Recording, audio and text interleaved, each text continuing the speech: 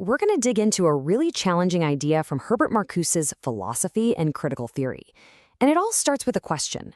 What if philosophy, the very act of pure thinking, actually became a kind of trap, one that kept us from changing the world? So let's just jump right in with a question that gets to the very core of this. Can you, through pure thought alone, just by philosophizing, actually create a genuinely free society? It's a huge question, and what we're going to break down today is Marcuse's fascinating answer. Okay, so first things first, let's talk about philosophy's original great promise.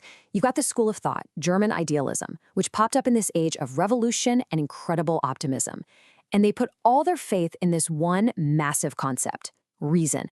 Now, their idea of reason was, it was incredibly ambitious. For these thinkers, this wasn't just about simple logic. No.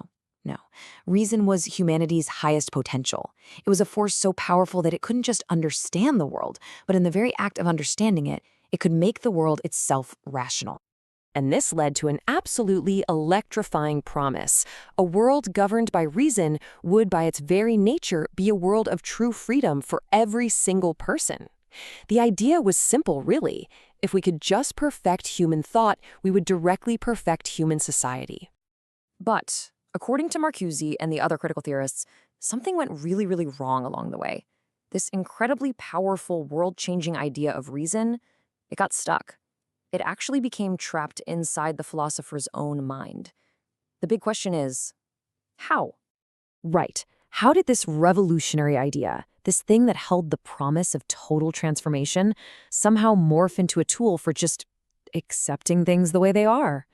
It's a really critical and kind of fascinating twist in the story. And this right here, this comparison, it just perfectly illustrates the core of the problem. What happened was that philosophy turned reason and freedom into this internal, individual project. It all became about achieving freedom inside yourself, completely separate from whatever was happening outside. So you could be perfectly rational in your own mind, while the society you lived in remained totally irrational and unfree. Exactly. The freedom that philosophy ended up offering was a freedom of the mind. It became a way to make peace with your circumstances, to accept what they called necessity, but it wasn't a blueprint for actually getting out there and changing those circumstances. So if philosophy's great promise was trapped, critical theory came up with an escape plan. And this plan wasn't based on pure thought. Instead, it was rooted in something it calls materialism. Okay, now this is a really key distinction. When we say materialism here, we're not talking about just wanting more stuff, like a bigger car or a new phone. Not at all.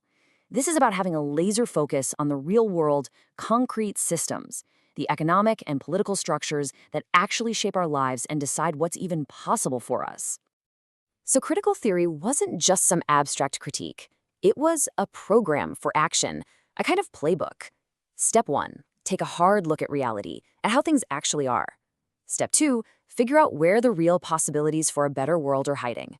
And then, step 3, act. Go out and build it. And the ultimate goal? It was simple, but totally revolutionary. Create a world where the economy serves people, not the other way around. But, this leads to a really tough question, and it's one Marcuse looked at head-on. What happens when the plan stalls out? What do you do when the future just fails to show up? I mean, what's the point of a theory that's all about creating a better future when that future seems to be getting further and further away? What happens when the movements for change get crushed and the old irrational system just keeps on chugging along? Well, in that situation, the theory gets a new job, a stubborn, really vital role. Its mission becomes to stare down what Marcuse calls the bad facticity. The grim, seemingly unchangeable facts of the present.